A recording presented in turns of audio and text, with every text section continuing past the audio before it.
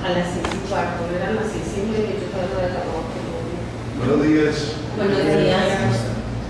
Sí, la idea de esta sesión de curso de cualificación docente es como compartirles algunas como percepciones del punto de vista docente, como de estos tres aspectos que hacemos pues, a diario, que son la presentación de caso, o sea, cómo es el rol del docente y del estudiante cuando se presenta un caso y cuando ustedes reciben personas en formación, uno de qué manera podría como optimizar esa presentación de caso, que hay, cuál es como el sustento teórico que hay como alrededor de eso. Ver que hay unas guías para el reporte de caso que facilitan pues como el éxito en que sean publicadas y que uno pueda como sacar el mayor jugo y hablar un poquito acerca de lo del Estado. Entonces la idea es esa, mirar, desglosar cada uno de estos apartes. Entonces este es un artículo interesante de 2006 donde se habla como de estrategias educativas para lo que se llama el razonamiento clínico diagnóstico. Entonces, digamos que fundamentalmente, aunque hay muchos estudios, uno encuentra ensayos clínicos, estudios de casos y controles, metaanálisis, etc., pues los casos clínicos son fundamentales en la educación médica. Pues es lo que hacemos todos los días de tratar de confrontar con el personal de información como los casos clínicos. Y lo otro es que generalmente, digamos que son como ese nexo entre lo que viene de la formación básica de los estudiantes y ya el ambiente clínico. Entonces ese primer acercamiento, digamos que son a través de casos clínicos y es como el pilar fundamental en el momento del proceso de razonamiento diagnóstico. Es como lo más importante, y hace que ese estudiante que viene de unas ciencias básicas y empieza a ver pacientes, pues trata de lograr una independencia, por lo menos en tratar de aproximarse a esos casos. Entonces vamos a hablar de la primera parte, cuál es la meta de ese raciocinio diagnóstico, uno que pretende con los estudiantes en formación, que sea pasar de ese proceso de solamente recoger la información, que muchas veces es de manera aislada, a que traten de hacerse una idea mental de un caso clínico, ese es pues como el objetivo. Tratar de hacer preguntas más dirigidas al paciente. Yo creo que tanto el personal de enfermería, las personas en formación, pues muchas veces se hace un interrogatorio no muy dirigido, se preguntan a veces cosas que no son relevantes, y también el hecho de tener claridad en el diagnóstico permite hacer un examen físico más dirigido, buscar los signos y los síntomas claves, y ya posteriormente a eso es tratar de buscar la información que sea como relevante para explicar el por qué ese paciente tiene cierto diagnóstico. Entonces, la idea es que todo este proceso se dé y que en el docente quede con una idea general del caso clínico. Entonces, esto es importante, que esta frase es una foto clínica tomada con los ojos del estudiante. O sea, que haya tanta claridad en la información, en el mensaje que se transmite, que uno tenga una idea muy general del caso clínico antes de evaluarlo con el estudiante. Lo otro es que hay que llegar a un punto de claridad en esa información, en el examen físico, lo que se buscó en la información, que en una frase o dos diga lo que tiene su paciente. O sea, hay que tratar de llevar a esa capacidad de todo lo que se hizo de anamnesis, de examen físico, de buscar la información, en tener una o dos frases de una manera muy general ese caso clínico.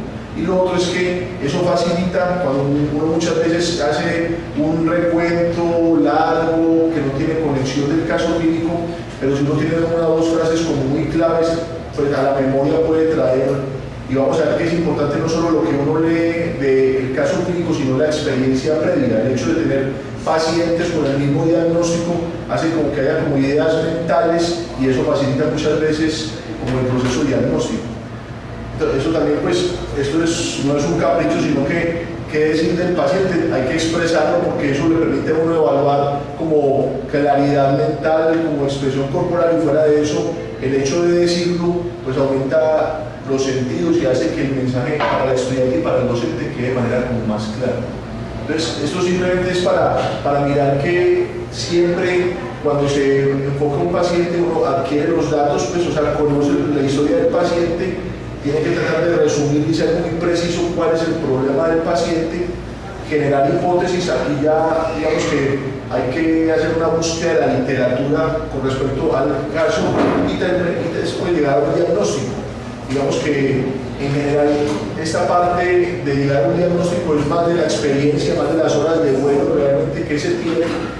Entonces esto es lo que vamos a tratar de hablar. Entonces esto es un caso clínico de un paciente con artropatía por ácido úrico. Entonces es simplemente les voy a leer textualmente de lo que el paciente relata y cómo lo presentaría digamos una persona en formación que apenas es como su primera experiencia y una persona que ya ha tenido como un recorrido en esa abstracción mental. Entonces es un caso de gota, de un dolor en la rodilla que es muy claro que lo despierta en la noche, que cuando estaba bien, el paciente se acostó bien y empezó pues el dolor, está con edema, es el peor dolor que he tenido, me ha pasado 2 o 3 veces, una vez, en este caso 2 veces, 9 meses y 2 años antes, y cuando se resuelve el episodio de dolor pues no pasa nada. Entonces digamos que la versión digamos el que está empezando, es decir, un paciente que tiene dolor en la rodilla, que empezó en la noche, que no tuvo ningún trauma, los signos vitales eran normales, pues digamos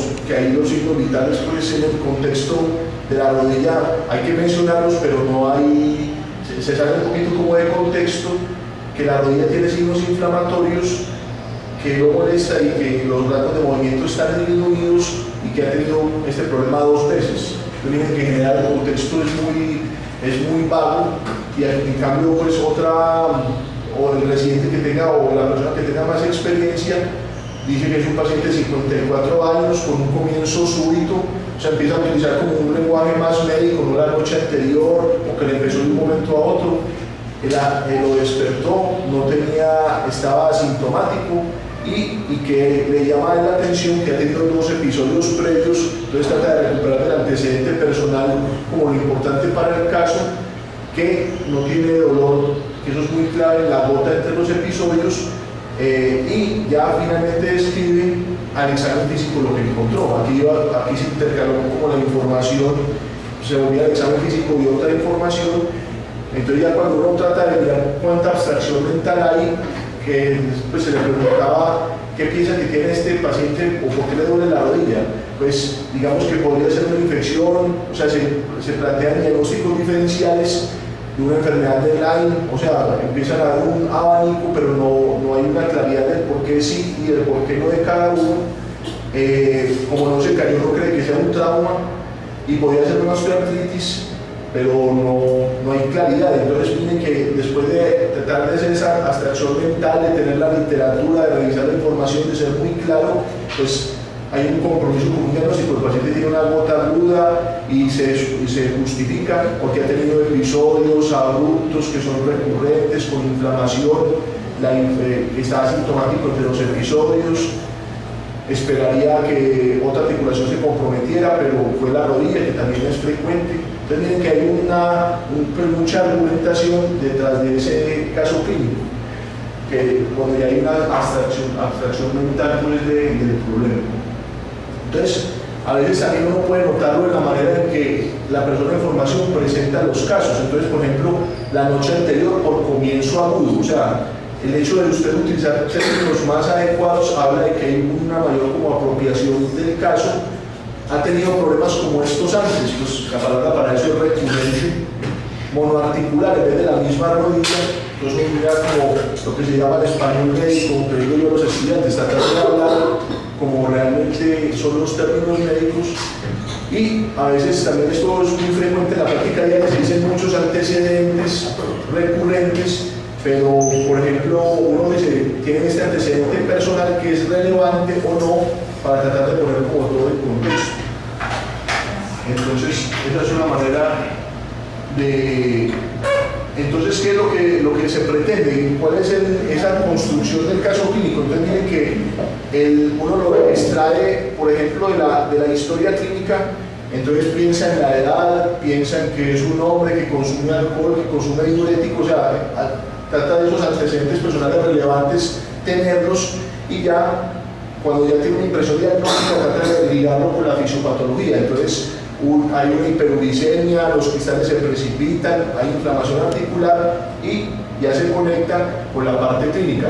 Por eso es que tiene inflamación en articulaciones de miembros inferiores. Entonces, miren que ya hay un proceso de integrar la fisiopatología con los antecedentes.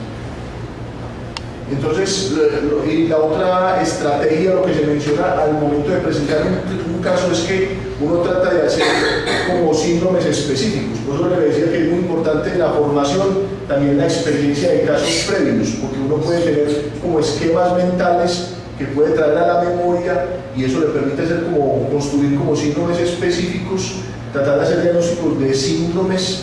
O sea, tengo una monoartritis de rodilla izquierda, entonces ¿cuáles son las causas, por ejemplo, de monoartritis de rodilla izquierda? Y lo otro es que esto permite comparar y contrastar hipótesis. Entonces a veces necesito información adicional para poder hacer la diferencia entre una y otra.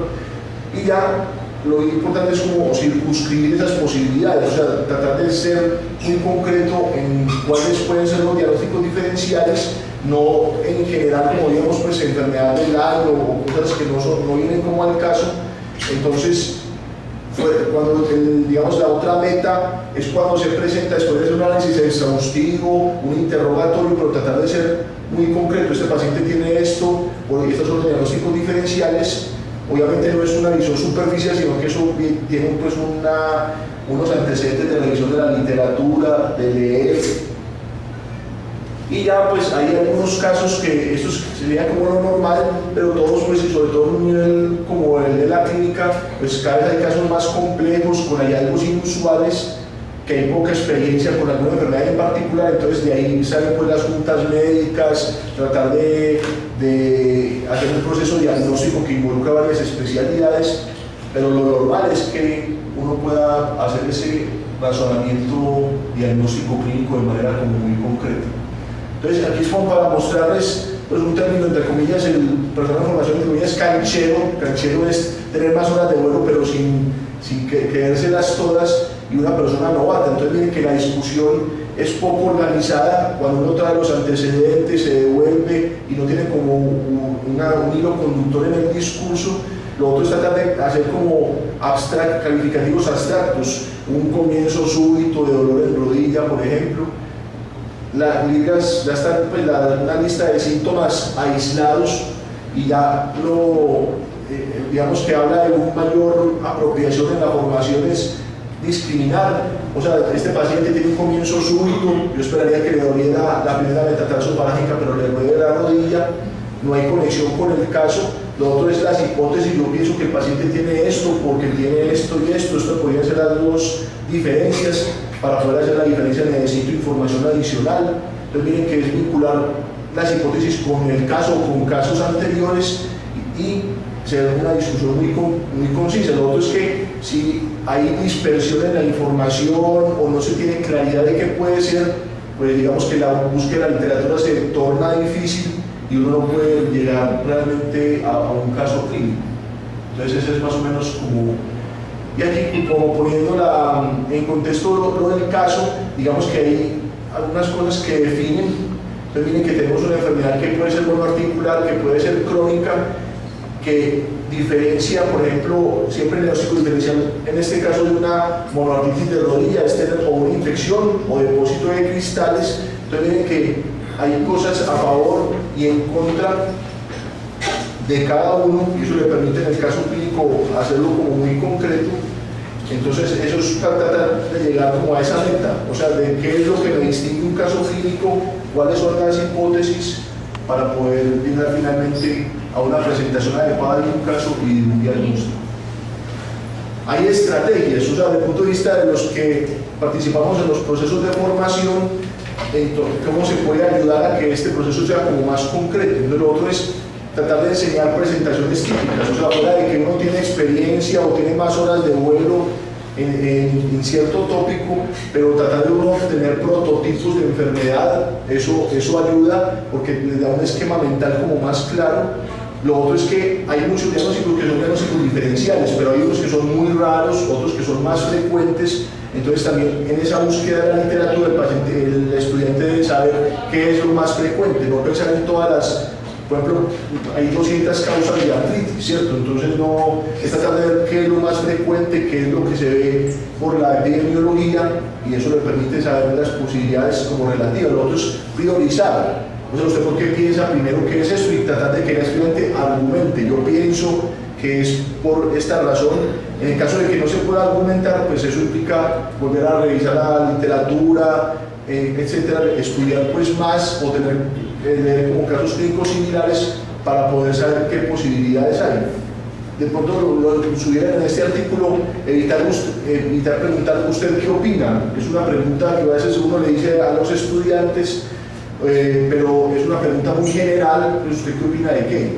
Entonces hay que tratar de mirar cuál es el problema. Y pues a mí particularmente cuando uno está tratando de ver casos clínicos con los estudiantes, me parece que esa pregunta es muy importante. O sea, ¿usted qué problema tiene? Porque usted, cuando uno tiene un ejercicio clínico puede tener un problema de diagnóstico, pero si por ejemplo ya tiene el diagnóstico muy claro, pero tiene dificultades en el tratamiento, entonces uno tratar de saber cuál es su problema. O sea, usted no sabe qué tiene el paciente, o sabe cómo no lo va a tratar, o qué otros exámenes va a pedir. Entonces, si uno desde el principio se hace esa pregunta de cuál es el problema, si es un problema de diagnóstico, es un problema de tratamiento, también eso facilita este ejercicio. Sí, lo otro es también generar, cuando son presentaciones atípicas o hay variantes, pues también ver que no es, a veces son cuadros clínicos como muy prototípicos, pero puede haber como algunas variantes que también son frecuentes. Preguntar, o sea, hacer preguntas abiertas que sean específicas. O sea, usted, ¿cuál es su diagnóstico? ¿Por qué sí? ¿Por qué no? Ver que cuando está dando vueltas y vuelve a los antecedentes de hace 25, 30 años y nada tiene que ver con el caso clínico, pues hacerle caer en cuenta que está perdiendo tiempo, pues que se está perdiendo en el camino. Y resaltar que es lo verdaderamente importante. Lo otro es que más que memorizar, pues muchas veces nuestra formación es de leer datos y de repetir, pero lo importante es como crear como los conceptos, o sea, más que memorizar, o sea, traer a la memoria rápidamente algo que uno leyó, que uno vio, y eso le permite mejorar el diagnóstico. Y también cuando uno tiene dos hipótesis de un problema, en este caso, por ejemplo, si tiene una infección articular o tiene una gota, pues el hecho de usted leer al mismo tiempo el tema o revisar los dos temas similares y contrastar las diferencias, le facilita en este caso irse por un diagnóstico o por el otro.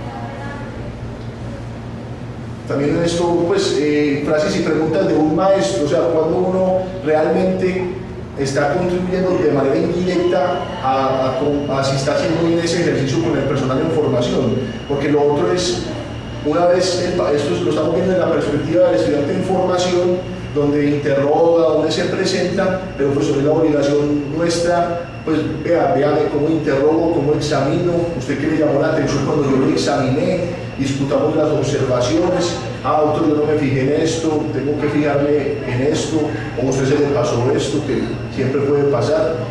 ¿Por qué considera que ese es el diagnóstico? O sea, tratar de llevarlos a la argumentación del por qué sí, el por qué no. Resúmame en dos frases lo que tiene este paciente, porque eso permite que sea demasiada información a que ya sean como dos conceptos como muy claros y que le permita resumir el paciente qué es lo que pasa. Y lo otro es eso, cuando usted ya sabe o tiene hipótesis de diagnóstico diferencial, cuáles son, y siempre poner una balanza que hay a favor y que hay en contra, y eso le permite al mismo estudiante pues llegar al diagnóstico. ¿Cuál es la presentación típica de ese diagnóstico? O sea, esta enfermedad se presenta de tal manera, necesita saber algo más, entonces ya viene, porque miren que en general pues cuando uno le enseña semiología, en este punto el 70% del diagnóstico debe estar hecho, ¿cierto? No se necesitaría, muchas veces no, pero sí necesita información adicional, pero ya si usted tiene claridad en el diagnóstico, o si ya es suficiente con la clínica, ¿qué información necesita? Necesita hacer un estudio de líquido articular, necesita pedir otros exámenes. ¿Ha visto pacientes con esta enfermedad? O sea, no solamente está tratando de enseñar el cuadro típico, sino que si alguna vez ha visto este caso similar, ¿qué recuerda de él? Lo otro es que no le cuadra, porque muchas veces hay una, digamos, una primera posibilidad, pero es posible que no sea el diagnóstico, o sea, que pieza de ese rompecabezas no cuadra. Y esto pues es importante, lo aprendí de mis profesores que eran un poco recios pues, en la formación, donde mañana me cuenta, o sea, siempre hay que dar un plazo, nunca hay que tener la información a veces de inmediato, pero si ese mañana no se cumple, pues eso tiene consecuencias, ¿cierto? Entonces siempre hacer un compromiso académico y siempre tratar de cumplirlo. Lo otro es aprovechar los niveles de formación, pues muchas veces tenemos la fortuna de tener estudiantes de pregrado, de posgrado, internos, y es muy importante también para ellos participar en ese proceso de formación, que ellos desarrollen capacidad docente desde temprano, que ellos presenten el paciente, el interno a los estudiantes, el residente a los internos, y eso va dando como cualificación en la parte de docencia y la presentación de casos. Entonces esta primera parte, digamos que era esa percepción del personal de información, de cómo es posible con algunas estrategias o lo que se busca es tener un diagnóstico claro, que haya un interrogatorio dirigido, un examen físico también dirigido, que haya hipótesis. Entonces esto le permite a uno, digamos, optimizar la presentación de los casos. Ahora viene la segunda parte, que es el reporte del caso.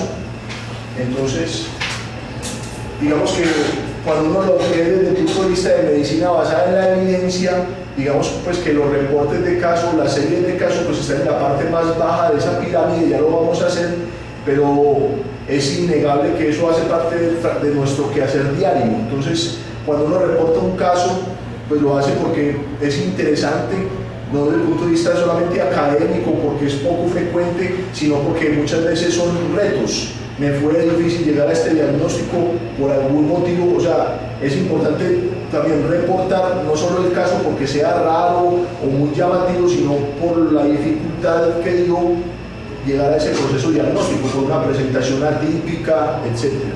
Lo otro es que siempre es importante seguir reportando casos toda la vida. Muchas veces hay gente que desiste o porque reportar un caso, pues eso implica esfuerzo, pero siempre es, digamos, el día a día. Mejor es la herramienta para la educación médica, es la vida real. Recuerden que los ensayos clínicos, aunque son la punta pues, de la pirámide, pero son eficaces en intervenciones, pero en ambientes controlados, no son de la vida real. Entonces, yo cuando reporto casos, pues puedo de pronto en ese reporte reportar efectos adversos poco frecuentes, o si se hizo una intervención terapéutica no convencional y funcionó, pues eso genera el debate alrededor de ciertos temas que muchas veces son tradición oral o que no tienen evidencia. Entonces ahí es importante el caso clínico. Entonces que tenemos las revisiones sistemáticas, los ensayos clínicos, y digamos que está pues aquí la base de los reportes de caso, pero digamos que el hecho de que no esté en la punta de la pirámide, pero son la base de la pirámide. O sea, hay que seguir reportando casos y vale la pena seguirlo reportando. Entonces, pues digamos que uno cuando se le ocurre o quiere reportar un caso, pues puede hacerlo como de muchas maneras.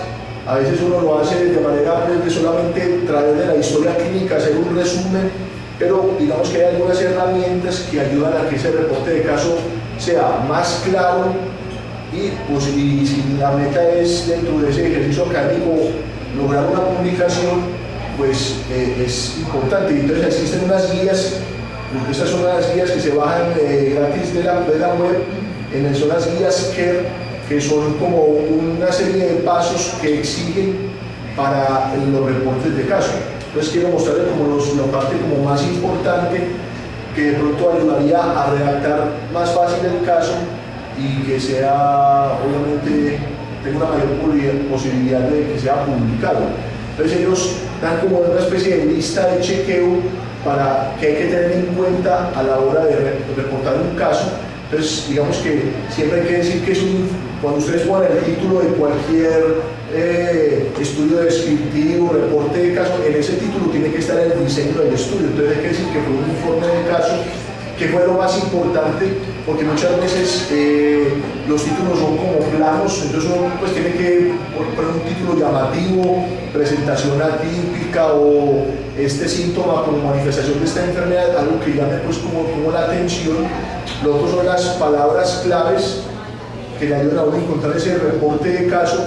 Pues uno como encuentra las palabras claves, no solamente en los reportes de caso, sino cuando hace pues cualquier ejercicio de publicación. Pues esta página es la página de PubMed, pubmed.gov, y acá en esta pestañita se encuentran los términos MEX. Entonces cuando ustedes dan ahí clic, cuando están buscando alguna enfermedad, entonces se meten acá, les despliega y ustedes meten la enfermedad, que muchas veces uno piensa que por ejemplo, artrosis, pero el término realmente es osteoartritis. Entonces, cuando ustedes ya tienen esos términos y buscan esa palabra clave, eso les permite tenerla como palabra clave y que otras personas a la hora de buscar el caso o casos similares lo puedan como encontrar de manera más fácil. Esa sería pues una primera manera de buscar las palabras claves. Lo otro es que aporta de nuevo el caso. Siempre hay una parte inicial que es, pues, digamos, aquí empezamos por el revés, que es el resumen, pero es para uno tratar de planear ese caso que aporta de nuevo, porque hay miles de casos, pueden haber casos similares. Pues digamos, si uno va a reportar un síntoma, por ejemplo, este paciente de una gota que vimos ahorita, pues es una enfermedad frecuente, pues tiene que ser una presentación que aporta de nuevo. Entonces hay que incluir como los síntomas del paciente, los hallazgos clínicos, qué diagnósticos e intervenciones se hicieron y cuáles fueron los resultados. Y lo otro es qué lecciones se pudieron aprender de ese caso. Digamos, lo llamativo, y es como lo que uno trata de reflejar, es qué ha aprendido de nuevo, ¿cierto? Para poder, y qué aporta este caso a la literatura. Lo otro es la introducción, ser pues como muy concreto a la hora de los antecedentes del caso, porque uno puede, pues, que no se vuelva una revisión de la literatura, sino uno mirar de ese problema concreto, si hay reportes previos o no, o sea, tratar de ser muy concreto en la parte de la introducción. Ya vimos pues la parte demográfica, pues tratar de pensar muchas veces mucho más global, porque decimos que viene, por ejemplo, del municipio de Ciudad Bolívar, pero en Estados Unidos pues no les va a interesar saber que viene de Ciudad Bolívar, ¿cierto? Sino lo global, viene de una zona rural, de una zona urbana, tratar de proyectar un poquito como el caso.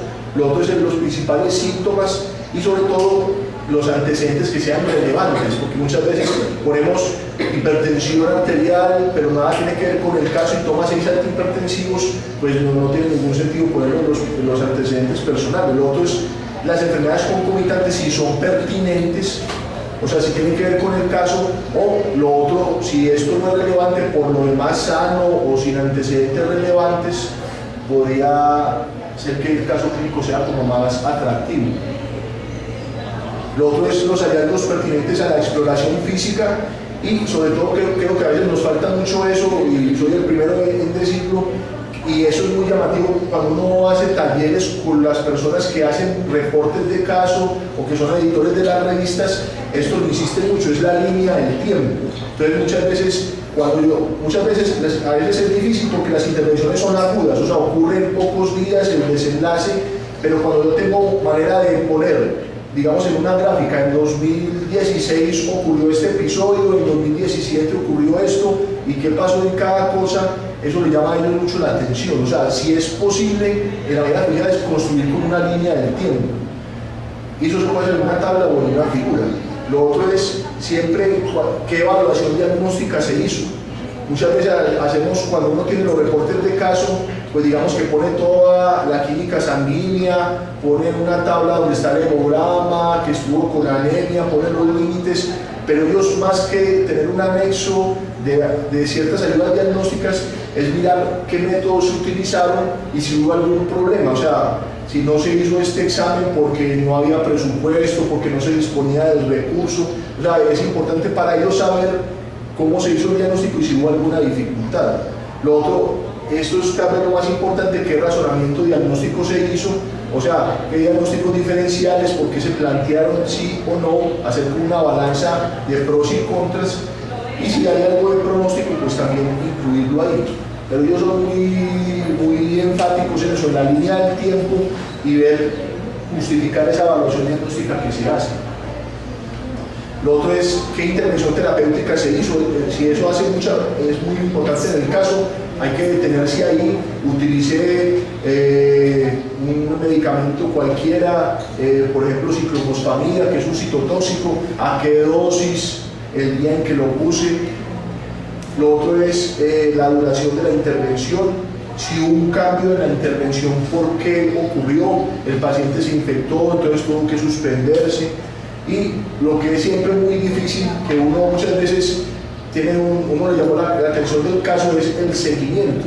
O sea, ver si el paciente regresó o si dentro de la evolución en la hospitalización, cómo fue, el paciente se le quitó la fiebre, disminuyeron estos exámenes de manera importante, no tuvo problemas con la intervención, si hubo algún evento adverso, pero también le da mucha importancia al seguimiento del caso. O sea, tratar de uno decir, o si por lo menos si no puede haber un seguimiento a largo plazo, hacerlo dentro de la hospitalización y detallar el paciente cómo siguió. Entonces viene que, y en la discusión es, digamos, ¿qué es eso? Es tratar de mirar qué hay en la literatura, cuál es la fortaleza de ese caso, por qué fue interesante, si no fue difícil llegar al diagnóstico, si hubo algún tipo, pues cuáles son las limitaciones obviamente inherentes a reportar un caso, tratar de contrastar esto con la literatura clínica que hay y justificar las conclusiones. A veces, aunque no es un diseño desde el punto de vista de estudio para establecer causalidad, pero uno con argumentos y si puede proponer hipótesis, esto tal vez ocurrió, pues, dependiendo del contexto clínico, y tratar de referenciar esa justificación. Y sobre todo, qué queda del caso. Y lo otro es que también ya en todo, digamos, en todas las intervenciones, en los ensayos clínicos, en las guías, pues la perspectiva del paciente, esto a veces es muy difícil pues de ver si uno puede documentar de alguna manera el paciente cómo se sintió, pues etcétera, es muy difícil. Y lo otro es, recuerden que también es muy importante como los requisitos. Entonces, para poder publicar un caso en general en cualquier institución, pues hay que tener un consentimiento informado. Entonces ahí mucho depende del olfato que uno tenga de un caso interesante, pues tratar de, esa firma a veces es imposible de volver a conseguir del paciente, entonces tratar de hacerlo de manera rápida y explicarle que posible ese caso vaya a ser publicado, porque después no va a haber una autorización expresa del paciente para hacerlo.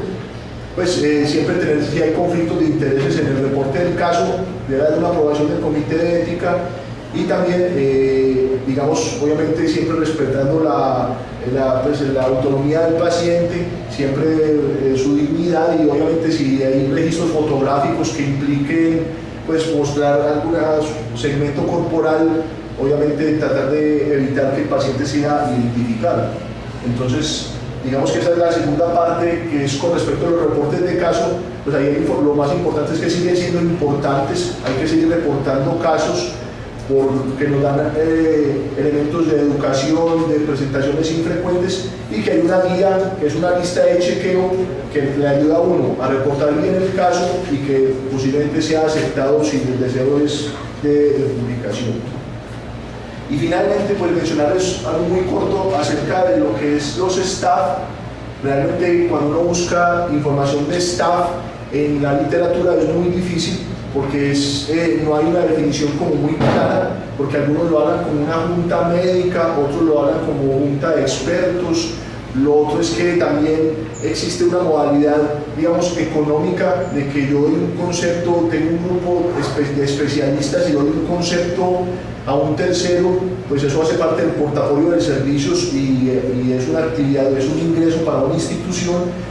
No hay un marco como jurídico específico, lo más parecido a junta médica o staff lo tenemos en la parte de los MIPRES o de las tecnologías unidas. Cuando uno diligencia ese formato para pedir una tecnología o un medicamento, pues una de las opciones es cuando hay una exclusión, pues hacer una junta médica, son unos colegas pares o digamos de una especialidad relacionada, en el caso de nosotros por ejemplo medicina interna, donde se justifica o no algún medicamento, pero encontrar staff o yo decirles alguna bibliografía de staff no la pude encontrar. Esto lo hice el año pasado y este año tampoco pude encontrar nada diferente. Simplemente es como darles como una visión de lo que uno, digamos, porque uno lo cita a un staff, pues cuando uno se anima a ir a un staff o cuando realmente es productivo ir a un staff, de ver un resumen de la historia clínica previo, porque si no, pues no, muchas veces vamos a discutir este paciente en staff, ahorita a las 11, pues, pero uno no, ni ha leído del tema a profundidad, y lo otro es, ¿para qué voy a un staff?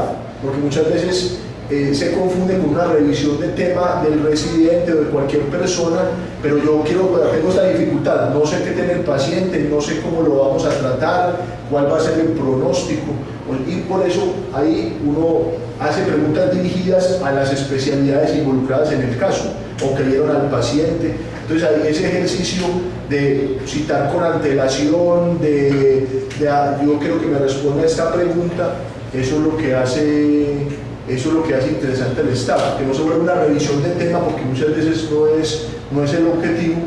Lo otro es que debe quedar una acta firmada, porque muchas veces el staff pues va más allá de uno resolver una inquietud de un paciente, porque depende muchas veces de trámites administrativos del paciente, de la relación con la EPS, de solicitar medicamentos. Entonces que uno se comprometa en la firma del staff, anexar bibliografía, pues tener como que se revisó, que es importante, muchas veces también se necesita para autorizar ciertos procedimientos, y que sea un carácter no multidisciplinario. Hay una diferencia ahí muy discreta entre multidisciplinario e interdisciplinario. Multidisciplinario es cuando todos estamos juntos, pero no estamos interactuando. La idea es que sea interdisciplinario, o sea, que cada uno aporte al caso del paciente, y tal vez eso es lo más importante como del staff. Lo otro es que hay un formato, pues eso lo encuentran en la intranet con este código, donde hay un formato de staff, pues es una cosa sencilla, donde se mencionan quiénes participaron, la fecha del staff, la persona que presenta el caso clínico. Pues realmente es solamente porque ya si hay un resumen previo del caso clínico, pues no hay que desgastarse mucho en volverlo a presentar, pues a veces pueden tener algunos datos importantes, pero que el centro del staff se vuelva la discusión, la perspectiva, que eso es lo que enriquece, y especifique cuál es la pregunta clínica. Entonces recuerden tratar de siempre resumir si es un problema de diagnóstico, si es un problema de tratamiento. Ya en la última parte, pues aquí se describe como el caso, la conclusión, la discusión a la cual se llegó, y obviamente pues la firma de los asistentes. Entonces esto más que una clase, pues porque realmente no lo era compartir como reflexiones de lo que uno hace como todos los días, en primer lugar con el personal de formación, en la manera en que ellos presentan los casos, y uno como responsable de esa formación, uno cómo lo percibe, qué estrategias uno puede tener para que esa presentación de caso sea más productiva. Lo otro es el reporte de caso, y por eso en las conclusiones está que digamos que no es la punta de la pirámide, pero sí es la base. No es el eslabón más bajo, pero sí es la base de la pirámide, es lo que hacemos todos los días. Y lo otro es pasar en esa primera parte de la presentación de los casos, que no se vuelva un proceso deliberativo, analítico, de mucha información, sino que haya conceptos, que haya imágenes mentales, que haya guiones, que haya pues como argumentos. Hay que participar, y lo otro es el ejemplo también, de cómo examino, cómo interrogo. El hecho de tratar a veces el tiempo no nos da, pero si uno puede hacer eso, pues obviamente el estudiante con esa imagen mental, fuera de que hay una enfermedad típica de cómo se examina realmente un paciente, o la mejor manera que uno conoce de hacerlo, a uno eso no se le olvida y le sirve para casos posteriores. Hay unas guías claras de reportes de caso que son sencillas de consultar, que están en español y en inglés también en la página de CARE. Y recuerden pues toda la parte del consentimiento informado, la aprobación del comité para publicar el caso, y ojalá uno no fuera un solo caso, tratar de ambas variar, tener pues en el punto de vista de medicina basada en la evidencia, tener más casos, tratar de juntar casos similares, y eso enriquece obviamente la discusión y la elaboración del caso. Lo de staff es muy poco preciso, pues ya vimos lo que se tiene que evitar es staff de pasillo, porque realmente eso no es un staff. Uno puede discutir con otros colegas, pero cuando hay un staff es sentarse, a revisar la literatura, a tratar de resolver un problema. no va a operar a la medicina basada en la inminencia. Por eso es que, independiente de que uno sea un experto, tiene que ir a leer. Si a mí me hacen una pregunta, yo tengo que ir a buscar la información y comprometerse con la firma, pues, y que es un acto que va más allá de resolver la curiosidad académica, porque tiene implicaciones administrativas para el paciente y para la familia. Esto es para terminar, que la experiencia no consiste en lo que se ha vivido, sino en lo que se ha reflexionado. Entonces, nadie sabe más que nadie, sino que unos tenemos unas o más poquitas horas de vuelo que otros. Simplemente es eso. Muchas gracias. ¿No tengan alguna pregunta o compartir alguna experiencia similar de lo que conversamos? La realidad sí se hace el comité de ética de la sociedad de caso. Cuando la va a publicar, sí se comenta al comité de ética. Sí, hay que hacerlo y ellos lo aprueban, pues. Obviamente, sí, desde que se reparte la confidencialidad, si hay un consentimiento informado, pero sí se presenta en los comités de ética. Y si no se hace, y se presenta así, porque he visto el problema es que la gente acompaña a la revista y el comité de ética por ningún lado. Sí, pues digamos porque digamos, la información es del paciente y debería ser el proceso pues, adecuado. Y lo otro es que el problema se está, digamos, agravando porque independiente de lo que usted reporte, le están pidiendo en todas las listas una acta, un número de acta de comité. Entonces, muchas veces usted lo tiene que anexar al reporte y si el comité no se reunió, no se lo van a visitar. Exacto. Bueno, muy buenos días para todos. Más que una pregunta para el profesor Carlos Jaime, que de antemano pues agradecemos mucho pues, todo lo que nos comparte, el conocimiento que tiene. Básicamente es cómo se hacen las cosas desde la Oficina de Docencia e Investigación y desde la Dirección Científica. Básicamente, también cuando ustedes escriben un reporte de caso, ustedes lo pueden escribir también con los estudiantes, no sé, con sus compañeros de trabajo. Es muy importante que primero nos digan a nosotros en un resumencito corto, por medio de una nota de investigación, pues que no lo voy a decir porque pronto eso les olvida, pero básicamente el mensaje es que nos digan de qué trata el reporte y no se trata de decirles que no, se trata de decirles y de mirar si nuestra lista de reportes de caso no se está haciendo el mismo reporte de caso, no se está estudiando el mismo paciente o digamos el enfoque es el mismo que otro reporte de caso, es básicamente por eso.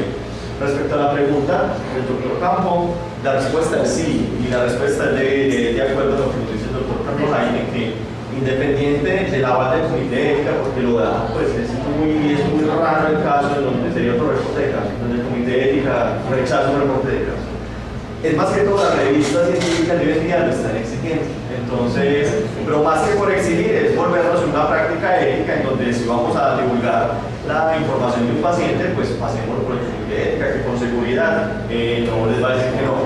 Obviamente es un tiempo, el comité de ética tiene unas fechas de reunión que son cada mes, entonces ellos en ese mes van a analizar su reporte de caso, que con seguridad pues va a ser evaluado.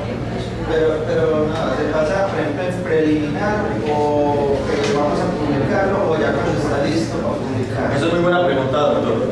Dentro de los documentos que tenemos en la Oficina de Docencia e Investigación hay un formato en donde ustedes plasman el reporte de caso.